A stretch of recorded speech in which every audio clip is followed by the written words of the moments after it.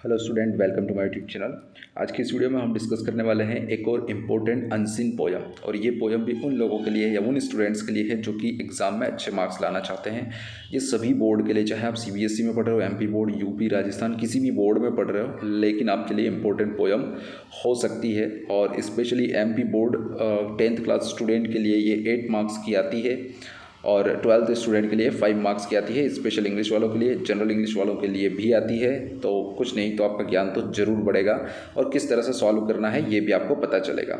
देखते हैं, बहुत ही सुंदर पोयम है ये। और पोयम का नाम है द क्रोकोडाइल एंड मंकी, यानी कि क्रोकोडाइल और मंकी, और रिटन बाय विक्रम सेठ। ये विक्रम सेठ ने लिखी है। स्टार्ट करते हैं। ऑन द गंगाज ग्रीनेस्ट आइले। आइले है इसलिए नहीं है क्योंकि ये साइलेंट है इसमें। गंगा के हरे भरे आइलैंड पर, यानी कि द्वीप पर, लाइव्ड क्रूप द क्रोकोडाइल, एक बदसूरत क्रोकोडाइल रहता था। Greeny brown with gentle green, यानी कि उसकी जो स्क्रीन है, यानी कि उसकी स्किन जो है वो ग्रीनी ब्राउन और जेंटल ग्रीन कलर की है। स्टबी लेग्स, उसके लेग्स काफ़ी भद्दे, बुरे, बेकार से दिखने वाले हैं। एंड स्केली स्किन, और उसकी स्किन जो है वो स्केली मतलब थोड़ी काली काली है। He would view with टैपिड eyes, और वो अपनी खुली हुई आँखों से, टैपिड आइज मतलब कि अपनी खुली हुई आँखों से वो घूरता रहता है, देखता रहता है। किसकी तरफ देखता रहता है? Prey below a certain size, एक निश्चित साइज का जो प्रे यानी कि उसका शिकार है उसके ऊपर वो नज़रें गड़ाए रखता है। But when the substantial dish, परंतु जो है सब्सटेंशियल डिश उसके पास आती है, यानी कि साइज़ में जो बड़ा होता है, जो बड़ी डिश मतलब कि उसका शिकार जो जब उसके पास आता है, लाइक डॉल्फिन हो सकती है, टर्टल हो सकता है, फेटर फिश यानी कि मोटी मछली हो सकती है। इनमें से कोई भी जो शिकार है उसके ऊपर वो दाव बिठा कर बैठा रहता है।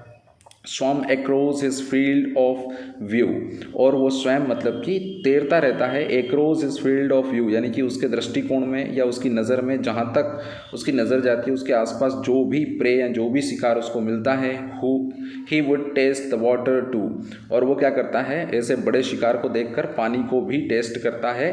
और पानी को टेस्ट क्यों करता है? क्योंकि वो जानना चाहता है कि उसके शिकार का टेस्ट कैसा होगा जब वो ऐसे बड़े शिकार को अपने एरिया में देखता है। आउट ही वुड ग्लाइड, और फिर वो ग्लाइड करता है। ए फ्लोटिंग लॉग, ग्लाइड मतलब कि तैरना, ए फ्लोटिंग लॉग मतलब कि एक तरह से लकड़ी का डंडा जिस तरह से पानी में सूखा हुआ तैरता है उस तरह से वो तैरते हुए आगे जाता है।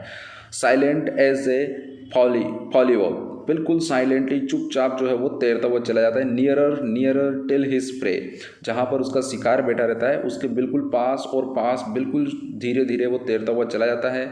स्वयं सिंगल लेंथ अवे, और जब वो एक झपाटे में उसका प्रेस उसके मुंह में आ जाए इतनी दूर जाकर वो रुक जाता है। Then he would lunge with smiling head, और फिर जो है वो अपने सर को ऊपर उठाता है मुस्कुराता हुआ।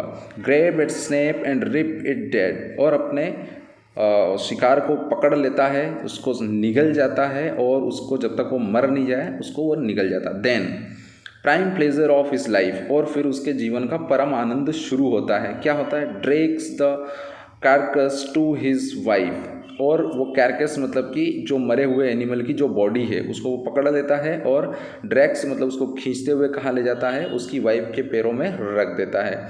Late Hamli at her feet, और बड़ी विनम्रता के साथ उसके पैरों में रख देता है। ईट ए बिट, थोड़ा सा खुद खाता है। एंड वॉच हर ईट, और उसकी वाइफ जब उस मरे हुए प्रे को, शिकार को वो खाती रहती है तो उसको बड़े ही चाव से वो क्रोकोडाइल जो है वो देखता रहता है। बहुत ही ईजी और अच्छी पोयम थी। ठीक है, अब इसके क्वेश्चन आंसर देख लेते हैं। फर्स्ट क्वेश्चन है, pick out the phrases used by the poet to describe the following features of कुरूप। कुरूप के क्या क्या फीचर्स हैं? ग्रीन मतलब क्या यूज़ किया उसने? कलर कौन सा? ग्रीनी ब्राउन है। ग्रीन कैसी है? जेंटल ग्रीन है। लेग्स कैसे हैं? स्टबी लेग्स हैं। स्किन कैसी है? स्केली स्किन है। आइज टैपिड आइज, यानी कि सबको किसी न किसी एडजेक्टिव के साथ उसने कंपेयर एडजेक्टिव यूज़ करते हुए उनको डिस्क्राइब किया है। नेक्स्ट क्वेश्चन है, why did the crocodile taste the water when he saw his prey of large. Water को क्यों टेस्ट करता है? He did it in order to know the taste of his prey, और वो ऐसा इसलिए करता है क्योंकि वो टेस्ट करना चाहता है कि उसके प्रे यानी कि उसके शिकार का स्वाद कैसा होगा। What according to the poet was the prime pleasure of croup's life. Croup मतलब कि जो क्रोकोडाइल है उसके जीवन का प्राइम प्लेजर यानी कि बहुत खुशी क्या है पोएट के अनुसार। आंसर है व्हेन ही ग्रेप्स, जब वो पकड़ लेता है अपने स्नैप्स और उसको पछाटा मार देता है, and sips his prey dead, और जब उसके प्रे को शिकार को वो मार देता है तब वो he feels the prime pleasure of life, तो वही अपनी लाइफ का सबसे खुशनुमा समय समझता है। Find the words in the poem that means, यहाँ पे कुछ फ्रेसेस दे रखे हैं उनके मीनिंग उसने पूछा है। ए पीस ऑफ लैंड, एक ऐसा जमीन का टुकड़ा, surrounded by water on all side, जो चारों तरफ से पानी से घिरा हुआ हो, तो उसको हम क्या बोलते हैं, आइले बोलते हैं, यानी कि द्वीप बोलते हैं। नेक्स्ट फ्रेज है मूव फॉरवर्ड सडनली, अचानक से आगे बढ़ना है ना, फॉरवर्ड जाना है ना कि आगे बढ़ना है, तो उसका मतलब होता है ग्लाइड करना। नेक्स्ट है लार्ज इन अमाउंट और वैल्यू, वैल्यू में या अमाउंट में बड़ा होना, उसको बोलते हैं सब्सटेंशियल।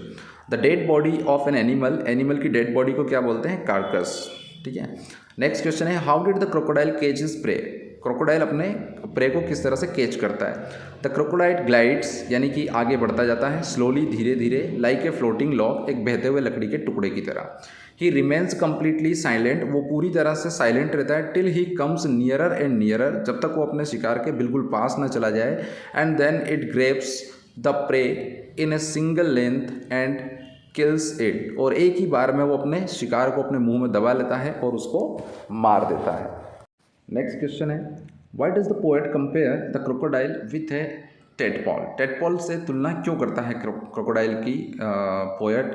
कहते हैं रिमेन्स कम्प्लीटली साइलेंट, जैसा कि वो पूरी तरह से साइलेंट रहता है, only with A raised head, केवल वो अपना सर जो है वो ऊपर उठा रखता है। The poet compares it with a tadpole, और इसीलिए पोएट जो है वो इसको टेडपॉल से कंपेयर करता है। Give the antonyms of the following words, ये बहुत ईजी वर्ड्स हैं, इनके एंटोनिम्स यानी कि विपरीतार्थी शब्द हमें लिखना है। थिन पतला होता है, फेट मोटा, एबो ऊपर, बिलो नीचे, अलाइव जिंदा, डेड मरा हुआ, फार का नियर हो जाएगा, हार्श का जेंटल हो जाएगा, नॉइसी का साइलेंट हो जाएगा।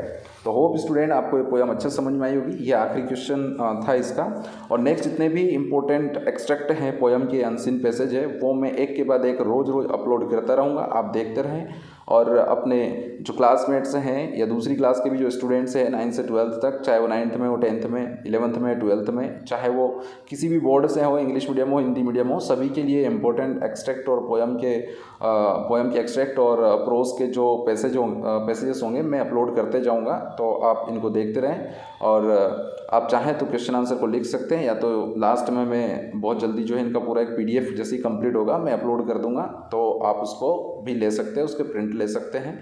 ठीक है। उसके बाद मैं आपको अपना नंबर दे दूंगा, व्हाट्सएप नंबर, उसे आप मैसेज करके तो मैं वहाँ पे आपको सेंड कर दूंगा, या तो वीडियो के साथ उसकी लिंक दे दूंगा, वहाँ से आप डाउनलोड कर सकते हैं। तो स्टूडेंट आज के इस वीडियो में इतना ही। Thank you very much.